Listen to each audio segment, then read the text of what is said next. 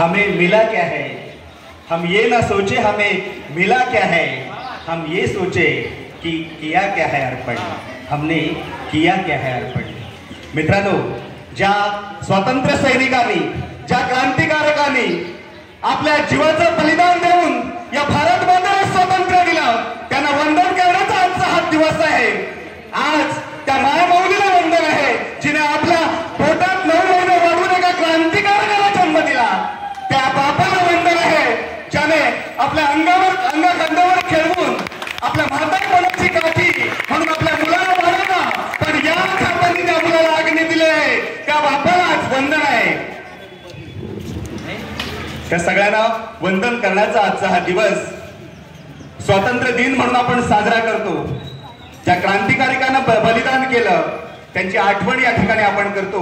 मित्रांनो, अशाच एका छोट्या क्रांतिकारकाची हिंदुस्थानच्या इतिहासात अगदी कमी वयात जो क्रांतिकारक म्हणून फाशी गेला, त्या क्रांतिकारकाची मी या ठिकाणी तुम्हाला गोष्ट सांगणार आहे।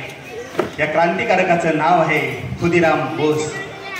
3 डिसेंबर 1889 रोजी त्रैलोक्यनाथांच्या घरी एक गोंडस बाळ जन्माला आलं, पण आई वडिलांच्या डोळ्यात एका डोळ्यात आसू होते तर दुसऱ्या डोळ्यात हसू होतं। आसू यासाठी होते की त्यांची 2 मुलं या आधी अल्पशा आजारानं निधन पावली होती। हा तिसऱ्या मुलाचं काय होणार ही काळजी आई वडिलांना होती। कोणीतरी त्यांना एक उपाय सांगितला की 3 मुठी तांदूळ घेऊन तुम्ही या मुलाला कोणाला तरी दान केलात तर हा मुलगा तुमचा वाचेल। त्याच्या वडिलांनी तेच केलं। 3 मुठी तांदूळ घेऊन आपल्या मुलीलाच तो मुलगा दान केला। त्यावेळी बंगालमध्ये तांदळाला खुदी म्हणायचे आणि म्हणूनच या मुलाचं नाव ठेवण्यात आलं खुदीराम बोस। खुदीराम हळूहळू मोठा झाला, शाळेत जायला लागला। शिक्षकांनी विचारलं, आता शिक्षक विचारतायत, मुला मोठा होऊन तू काय होणार आहेस, तुम्ही कोण बनणार आहात? तर मुलं अभिमानाने सांगतात, मी डॉक्टर होईल, मी इंजिनियर होईल, कोणी सांगतो मी वकील होईल। पण मित्रांनो, आजही आपल्या सैनिकांची मुलं अभिमानाने सांगतात, मी मोठा होऊन या देशाचा सैनिक होईल। क्रांतिकारी विचारांची ठिणगी या खुदीरामला त्याच वेळी छोट्या वयातच पडली होती। मुलाचं वय होतं 15 वर्ष। त्या काळात युगांतर आणि वंदे मातरम ही 2 वर्तमानपत्रे बंगालमध्ये खूप चालायची। वर्तमानपत्र महत्वाची भूमिका बजावायची। दुसरं कुठलंही माध्यम नसायचं क्रांतिकारकांना आपल्या लोकांपर्यंत पोहोचण्याचं। या वर्तमानपत्रातून रखान्याच्या रखाने देशाच्या विषयीच्या प्रेमाचे रेखाने भरून यायचे। लोक आनंदाने ते वाचायचे, प्रेरित व्हायचे, क्रांतिकारी चळवळीमध्ये सहभागी व्हायचे। पण ब्रिटिशांच्या मात्र हे लक्षात आलं। त्यांनी या दोन्ही वर्तमानपत्रांवर बंदी आणली। ब्रिटिशांनी बंदी आणली, क्रांतिकारकांना दुसऱ्यापर्यंत पोहोचता येईना। पण क्रांतिकारक ते थांबले तर ते क्रांतिकारक कसले?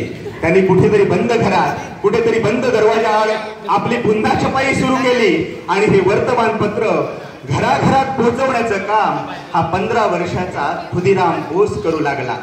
आणि त्याच काळामध्ये एक न्यायाधीश होता, बंगाल प्रांतात आलेला हा न्यायाधीश, नाव होतं त्याचं किंग्सफोर्ड। या किंग्सफोर्ड नावाच्या न्यायाधीशाने बेमालूमपणे त्या ठिकाणी क्रांतिकारकांना छोट्या छोट्या गुन्ह्यामध्ये अडकवून त्यांना मोठ्या शिक्षा देत असे।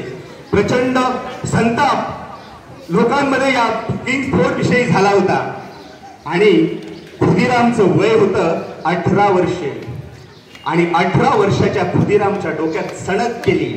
त्याने विचार केला की या भारत मातेला किंग्सफोर्डच्या रक्ताचा अभिषेक या ठिकाणी आपण करायचा, जो आपल्या क्रांतिकारकांना मोठ्या शिक्षा सुनावतो। त्या किंग्सफोर्डला आपण यमसदनी झाडायचं, असा विचार 18 वर्षाच्या खुदीराम बोसने केला। त्यांनी बॉम्ब बनवण्याचे शिक्षण घेतले। मित्रांनो, आज आपली 18 वर्षाची मुलं काय करत असतील तर कुणीतरी चांगल्या कॉलेजमध्ये ऍडमिशन मिळावं म्हणून धडपडत असेल, कुणीतरी बापाने घेऊन दिलेल्या मोटरसायकलवरून इकडून तिकडून राऊंड मारत असेल, तर कुणीतरी सकाळी एक फोटो इंस्टाग्रामला टाकेल आणि दिवसभर कोणी लाईक केलं आणि किती कमेंट आले हे बघत बसेल। पण खुदीराम बोस त्या 18 वर्षाच्या वयामध्ये त्याच्या डोक्यात सणक केली क्रांतिकारी चळवळीची। त्याने विचार केला की ह्या किंग्सफोर्डला आपण यमसदनी झाडायचा। पण त्याच दरम्यान या किंग्सफोर्डची बदली झाली बिहारमध्ये आता बंगाल प्रांतात वाढलेला खुदिराम 18 वर्षाचा मुलगा, बिहार त्याला माहित नव्हतं, प्रांत अनोळखा होता, त्यानंतर भाषा त्याला येत नव्हती. या अनोळखी प्रांतात कसं जायचं? पण खुदिरामने विचार केला, या किंग्सफोर्डला आपण सोडायचं नाही. त्याने एक मित्र बरोबर घेतला ज्याचं नाव होतं प्रफुल्ल चाकी. या प्रफुल्ल चाकीला घेऊन हा खुदिराम बिहारमध्ये पोहोचला. प्रांत अनोळखी लोकांना विचारून कसा बसा त्याने त्या कचेरीचा पत्ता काढला ज्या ठिकाणी हा किंग्सफोर्ड बसायचा. 2 दिवस त्या ठिकाणी एका झाडापाठीमागे हा खुदिराम लपून बसला, वाट पाहत होता कधी येतोय हा किंग्सफोर्ड खाली, कुठल्या बग्गीतून कुठे जातो याची त्याने शहानिशा केली. सुरक्षा रक्षकांना थोडीशी शंका आली. त्यांनी या दोन्ही मुलांना पाहिलं, पण ही छोटी मुलं त्यांच्या हातून काय होणार असं म्हणून त्या सुरक्षा रक्षकांनी दुर्लक्ष केला. आणि याची चाहूल त्यांच्या सुरक्षा अधिकाऱ्याला, त्या न्यायाधीशाच्या सुरक्षा अधिकाऱ्याला कुठून तरी लागली होती की या न्यायाधीशाच्या जीवाला धोका आहे. आणि नेमक्या त्याच दिवशी त्यांनी ज्या बग्गीतून हा न्यायाधीश प्रवास करायचा त्याच्या सुरक्षा रक्षकांनी बरोबर त्याच दिवशी तीच बग्गी त्या ठिकाणी बदलली. दुसऱ्या दिवशीची संध्याकाळ झाली. खुदिराम झाडाच्या पाठीमागे लपून बसला होता. तीच बग्गी समोरून इमारतीच्या आवारातून येताना दिसली. खुदिराम तयारीत राहिला. बग्गी जशी पुढे आली खुदिराम धावत आला आणि एक बॉम्ब बरोबर नेम धरून त्याच बग्गीमध्ये टाकला. खुदिरामला माहित होतं आपल्या बॉम्बची क्षमता कमी आहे, जर आजूबाजूला कुठेही पडला तरी बॉम्ब वाया जाऊ शकतो, आपण पकडले जाऊ शकतो. पण या मुलाने बरोबर त्या बग्गीमध्ये जाऊन तो बॉम्ब टाकला. दुर्दैवाने हेनरी नावाच्या अधिकाऱ्याची पत्नी आणि मुलगी त्या बग्गीतून जात होती. बॉम्बचा विस्फोट झाला. दोन्ही त्या ठिकाणी त्या महिला मरण पावल्या. खुदिराम धावत सुटला. बिहारचा अनोळखी प्रांत गल्लीबोळातून धावत सुटला. खुदिराम धावतोय, पोलीस शिपाई ब्रिटिश शिपाई त्याच्या मागून धावतायत, तरी खुदिराम त्याला मिळत नाही. पण त्या ठिकाणी मित्रांनो गद्दारी झाली. गद्दार तेव्हाही होते आणि आताही आहे. गद्दारी अशी झाली, आपल्याच माणसाने खुदिराम ज्या वाटेने गेला ती वाट पोलिसांना सांगितली. खुदिराम पकडला गेला. त्याला न्यायालयात हजर करण्यात आलं. न्यायाधीशाने त्याला फाशीची शिक्षा सुनावली.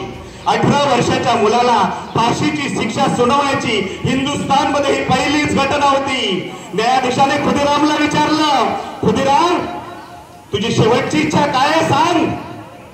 तर खुदिराम सांगतोय, खरं तर पारतंत्र्य म्हणजे आजार, आणि ह्या आजारात मला जगायची अजिबात इच्छा नाही. पण तुम्ही जर मला शेवटची इच्छा विचाराल तर या हिंदुस्थानच्या प्रत्येक युवकाकडे मी बॉम्ब देईन आणि तुम्हा ब्रिटिशांना जाळून टाकायचं आव्हान त्यांना करीन.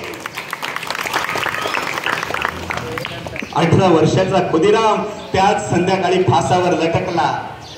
पण मित्रांनो, या खुदिरामची जे क्रांतिकारी मरण होतं त्या क्रांतिकारी मरणाची ठिणगी अखंड हिंदुस्थानात पडली. तिथल्या माता भगिनींनी ज्या ठिकाणी खुदिरामला ठार केला होता त्या ठिकाणी जाऊन तिथली राख गोळा करून आणली, आपल्या मुलाला तावीज करून बांधली. माझा मुलगाही या खुदिराम सारखा कर्तृत्ववान झाला पाहिजे अशी त्या माय माऊलीची इच्छा होती. मित्रांनो, आज आपण बघतो आपल्या टी शर्टवर हिरो हिरोईनचे फोटो असतात, पण त्या काळामध्ये तरुण धोतर आणि बंडी वापरायचे. या बंडीवर केण्याला लिहिलेलं असायचं खुदिराम बोस. ही ओळख होती या क्रांतिकारकाची. मित्रांनो, या क्रांतिकारकाने जेव्हा ती फासाची दोरी झिजवली तेव्हा आपल्याला हे स्वातंत्र्य मिळालं आहे. त्या क्रांतिकारकाने जेव्हा ते तुरुंगाचे गज आहेत ते झिजवले तेव्हा आपल्याला स्वातंत्र्य मिळालं. हे स्वातंत्र्य सैनिक, हे क्रांतीवीर म्हणजे कोण होते? तुमच्या आमच्या सारखेच अगदी सामान्य घरातून आलेले होते. कोणी महाराष्ट्राचा होता, कोणी बंगालचा होता, कोणी पंजाबचा होता. अखंड हिंदुस्थानामधील हे क्रांतिकारक होते. या क्रांतिकारकांनी तो मंगल पांडे होता ज्याने गाईचा मांस बंदुकीला वापरला जातं म्हणून 1857चा उठाव केला. ते स्वातंत्र्यवीर सावरकर होते ज्याने इंग्रजांचे छातार चिरून बोटीतून खोल समुद्रात उडी घेतली. तो बाबू गेनू होता ज्याने ती जी चळवळ होती, विदेशी कपड्याची होळी ही चळवळ होती. या चळवळीचा जो ट्रक विदेशी कपड्यांनी भरलेला येत होता त्या ट्रक समोर आडवा आला, चिरडला गेला, तो बाबू गेनू होता. तो सुखदेव, भगतसिंग आणि राजगुरू होता ज्यांनी जालियनवाला बाग हत्याकांड झालं म्हणून स्वतः फासावर लटकले.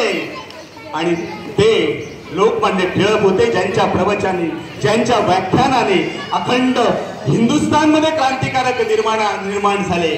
आणि ते चाफेकर बंधू होते ज्यांनी एकाच वेळी हिटलर, ज्यांनी हॉल्टर आणि रँड या इंग्रजी अधिकाऱ्यांना, या इंग्रज अधिकाऱ्यांना गोळ्या घालून यमसदनी पाठवलं. ते चाफेकर बंधू होते. अशा या थोर क्रांतिकारकामुळे आपल्याला स्वातंत्र्य मिळाले. पुन्हा एकदा शतशः नमन करतो आणि माझे शब्द या ठिकाणी थांबवतो. धन्यवाद. साईराम समिती.